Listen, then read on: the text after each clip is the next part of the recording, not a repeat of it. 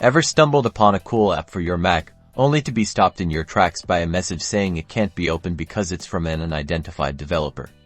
Don't worry, I'm here to guide you through the steps to bypass that security feature and get your app up and running in under 2 minutes. First, locate the app icon that you're trying to open.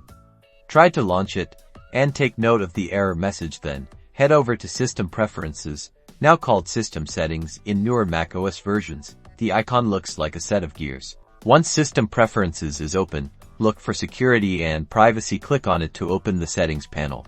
In the Security and Privacy window, make sure you're on the General tab. You should see a message at the bottom indicating that the app you tried to open was blocked because it's from an unidentified developer. Next to the message, you'll see a button that says Open Anyway. Click it.